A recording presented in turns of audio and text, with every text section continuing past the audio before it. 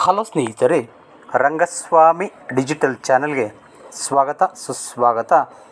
ಸ್ನೇಹಿತರೆ, ಅನಂತಶಯನ ದರ್ಶನ ಕರ್ನಾಟಕದಲ್ಲಿರುವ ಮಹಾವಿಷ್ಣುವಿನ ಶಯನ ಮೂರ್ತಿಗಳ ಬಗ್ಗೆ ಮಾಹಿತಿ ಕೊಡುತ್ತಾ ಇದ್ದೇವೆ.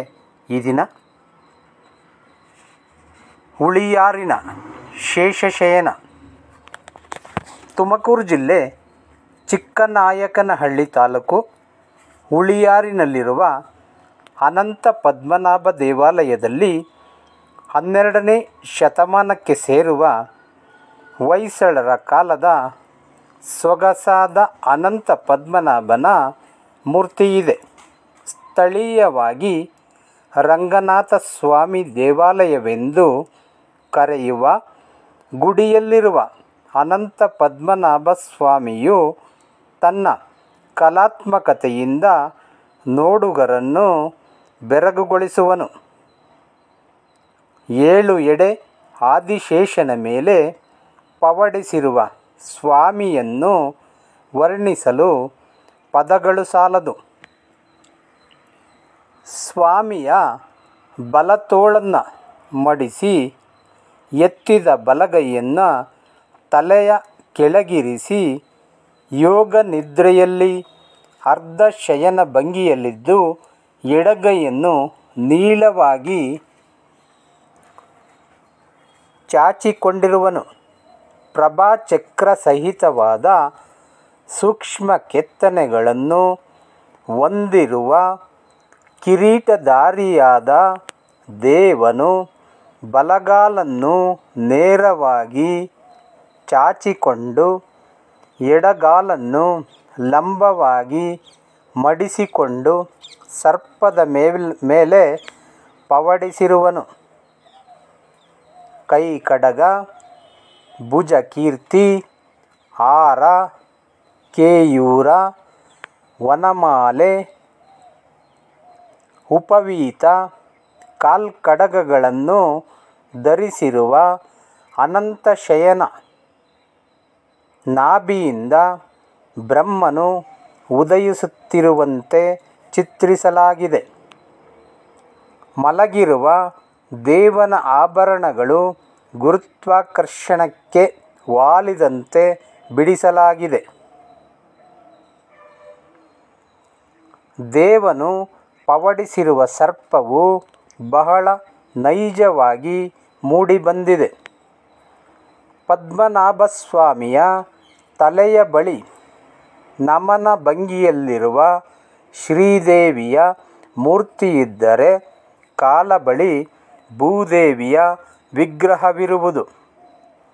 ದೇವನ ಪ್ರಭಾವಳಿಯಲ್ಲಿ ದಶಾವತಾರದ ಶಿಲ್ಪಗಳನ್ನು ಕಂಡರಿಸಲಾಗಿದೆ. ದೇಹಕ್ಕೆ ಧರಿಸಿರುವ ವಸ್ತ್ರಗಳು ಅತ್ಯಂತ ಸೂಕ್ಷ್ಮ ಕೆತ್ತನೆಗಳಿಂದ ಅಲಂಕೃತವಾಗಿದ್ದು ಇಡೀ ಮೂರ್ತಿಯು ಅತ್ಯಂತ ಪ್ರಮಾಣಬದ್ಧವಾಗಿದೆ. ಹೊಯ್ಸಳರ ಕಾಲದ ಇದುವರೆವಿಗೂ ದೊರೆತಿರುವ ಶಯನ ಮೂರ್ತಿಗಳಲ್ಲಿಯೇ ಹುಳಿಯಾರಿನ ಅನಂತ ಪದ್ಮನಾಭ ಮೂರ್ತಿಯು ಅತ್ಯಂತ ಸುಂದರ ಮೂರ್ತಿಯಾಗಿರುವುದು. ಇನ್ನು ಹಳೇಬೀಡಿನ ರಂಗನಾಥ ಅನಂತಶಯನ. ವಿಶ್ವವಿಖ್ಯಾತ ಹೊಯ್ಸಳ ದೇವಾಲಯಗಳನ್ನು ಹೊಂದಿರುವ ಹಳೇಬೀಡು ಊರಿನ ನಡುವೆ ಹೊಯ್ಸಳರ ಕಾಲದ ಸುಂದರ ರಂಗನಾಥ ದೇವಾಲಯವಿದೆ. ಈ ದೇವಾಲಯದ ಗರ್ಭಗುಡಿಯಲ್ಲಿರುವ ಅನಂತ ಪದ್ಮನಾಭ ಸ್ವಾಮಿಯು ಬಹಳ ಕಲಾತ್ಮಕ ಕೆತ್ತನೆಗಳಿಂದ ಕೂಡಿರುವ ಸುಂದರ ವಿಗ್ರಹವಾಗಿರುವುದು. ಒಂದು ಹಂತದಲ್ಲಿ ಸುರುಳಿಯಂತಿರುವ 7 ಎಡೆ ಸರ್ಪದ ಕೆಳಗೆ ದೇವನು ಪವಡಿಸಿದ್ದು ಬಹಳ ಅಂದದ ಸೂಕ್ಷ್ಮ ಕೆತ್ತನೆಗಳನ್ನು ಹೊಂದಿರುವನು. ಚತುರ್ಭುಜನಾದ ಸ್ವಾಮಿಯ ಮೇಲಿನ ಬಲಗೈ ಎದೆಯ ಬಳಿಯಿದ್ದು ಧ್ಯಾನ ಮುದ್ರೆ ಅಥವಾ ಚಿನ್ಮುದ್ರೆಯಲ್ಲಿದೆ. ದೇವನು ಎಡ ಕೆಳಗಿನ ಕೈಯಲ್ಲಿ ಗದೆಯಿದೆ. ಎಡ ಮೇಲಿನ ಕೈ ದೇಹದ ಮೇಲೆ ಚಾಚಿಕೊಂಡಿದೆ. ಕತ್ತರಿ ಕಾಲನ್ನು ಹಾಕಿಕೊಂಡು ಮಲಗಿರುವ ದೇವನ ಬಲಪಾದವು ಭೂದೇವಿಯ ತೊಡೆಯ ಮೇಲಿದೆ. ಶ್ರೀದೇವಿಯು ಸ್ವಾಮಿಯ ಶಿರದ ಬಳಿಯಿರುವಳು. ನಾಭಿಯಿಂದ ಉದಯಿಸುತ್ತಿರುವ ಕಮಲದಲ್ಲಿ ಬ್ರಹ್ಮದೇವನಿರುವನು. ಕೀರ್ತಿ ಮುಖವನ್ನು ಹೊಂದಿರುವ 3 ಹಂತಗಳ ಪ್ರಭಾವಳಿಯಲ್ಲಿ ಮೇಲಿನ ಹಂತದಲ್ಲಿ ವಿಷ್ಣುವಿನ ದಶಾವತಾರದ ಶಿಲ್ಪಗಳಿದ್ದರೆ, ಮಧ್ಯದ ಹಂತದಲ್ಲಿ ಹೂಬಳ್ಳಿಗಳ ಸಾಲು ಮತ್ತು ಕೊನೆಯ ಹಂತದಲ್ಲಿ ಪದ್ಮ ಮತ್ತು ವಜ್ರಾಕೃತಿಯ ಶಾಖೆಗಳಿವೆ. ಅತ್ಯಂತ ಸೂಕ್ಷ್ಮ ಕೆತ್ತನೆಗಳಿಂದ ಕೂಡಿರುವ ಹಳೇಬೀಡಿನ ರಂಗನಾಥನ ಮೂರ್ತಿಯು ಹಳೇಬೀಡಿನ ದೇವಾಲಯಗಳನ್ನು ನೋಡಲು ಬರುವ ಪ್ರವಾಸಿಗರು ತಪ್ಪದೇ ನೋಡಬೇಕಾದ ವಿಗ್ರಹವಾಗಿದೆ. ಮತ್ತು ಬೇಲೂರಿನ ಅನಂತ ಪದ್ಮನಾಭ. ಜಗತ್ಪ್ರಸಿದ್ಧ ಬೇಲೂರಿನ ಚೆನ್ನಕೇಶವ ದೇವಾಲಯದ ಹೊರಭಿತ್ತಿಯಲ್ಲಿ ಸೂಕ್ಷ್ಮ ಕೆತ್ತನೆಗಳಿಂದ ಕೂಡಿರುವ ಅನಂತ ಪದ್ಮನಾಭನ ಶಿಲ್ಪವಿದೆ. ಶೇಷಶಯನಾದ ನಾರಾಯಣನ ನಾಭಿಯಿಂದ ಬ್ರಹ್ಮನು ಉದಯಿಸುತ್ತಿರುವನು. ಸ್ವಾಮಿಯು ಚಾಚಿದ ಬಲಗಾಲನ್ನು ದೇವಿಯು ಒತ್ತುತ್ತಿರುವಳು. ದೇವನ ಕೆಳಗಿನ ಬಲಗೈ ಚಿನ್ಮುದ್ರೆಯಲ್ಲಿದೆ. ನೀಳನಾಸಿಕ, ಅಲಂಕೃತ ಕಿರೀಟ, ದೇಹದ ಮೇಲಿನ ಆಭರಣಗಳು, ಧರಿಸಿರುವ ಉಡುಗೆ ಬಹಳ ಕಲಾತ್ಮಕವಾಗಿ ಮೂಡಿಬಂದಿದೆ. ಬೇಲೂರಿನ ಅನಂತಶಯನ ಶಿಲ್ಪವು ಚೆನ್ನಕೇಶವನ ದೇವಾಲಯದ ರಚನೆಯ ಕಾಲವಾದ ಕ್ರಿಸ್ತಶಕ 1117ಕ್ಕೆ ಸೇರುತ್ತದೆ. ಮತ್ತು ಕನ್ನಂಬಾಡಿಯ ಶೇಷಶಾಹಿ. ಮಂಡ್ಯ ಜಿಲ್ಲೆಯ ಪಾಂಡವಪುರ ತಾಲ್ಲೂಕು ಕನ್ನಂಬಾಡಿ ಗ್ರಾಮದಲ್ಲಿರುವ ವೇಣುಗೋಪಾಲ ದೇವಾಲಯದಲ್ಲಿರುವ ಮೂರ್ತಿಗಳು ಹೊಯ್ಸಳರ ಕಾಲಕ್ಕೆ ಸೇರಿದ್ದು ಬಹಳ ಸುಂದರವಾಗಿವೆ.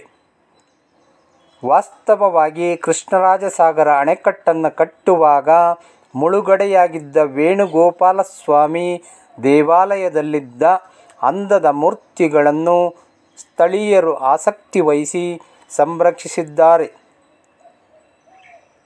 ಈಗ ವೇಣುಗೋಪಾಲ ದೇವಾಲಯವನ್ನು ನದಿಯ ತೀರಕ್ಕೆ ಅಚ್ಚುಕಟ್ಟಾಗಿ ಸ್ಥಳಾಂತರಿಸಿದ್ದಾರೆ.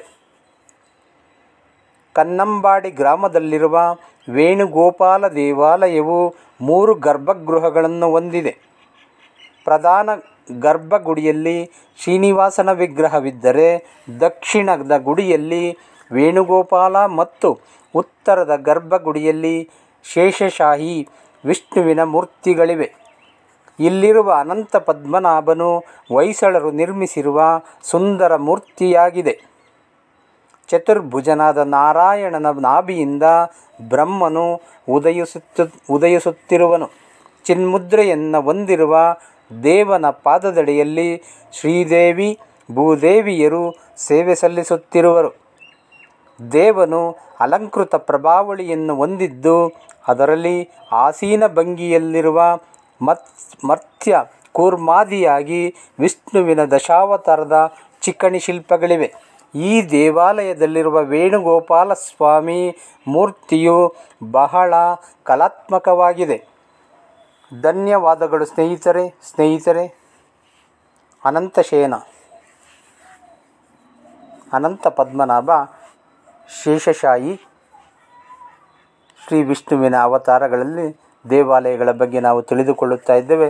ಸ್ನೇಹಿತರೆ, ನಾವು ಕೊಟ್ಟಿರುವಂತಹ ಮಾಹಿತಿ ನಿಮಗೆ ಇಷ್ಟವಾದರೆ ನಮ್ಮ ಚಾನಲನ್ನು ಸಬ್ಸ್ಕ್ರೈಬ್ ಮಾಡಿ, ಶೇರ್ ಮಾಡಿ, ಕಾಮೆಂಟ್ ಮಾಡಿ ಪ್ಲೀಸ್. ಹಾಗೆ ಮತ್ತೆ ವಿಷ್ಣುವಿನ ಇನ್ನು ಕೆಲವು ದೇವಾಲಯಗಳ ಬಗ್ಗೆ ಮುಂದಿನ ಸಂಚಿಕೆಯಲ್ಲಿ ನಿಮಗೆ ವಿವರಣೆಯನ್ನು ಕೊಡುತ್ತಿರುತ್ತೇವೆ.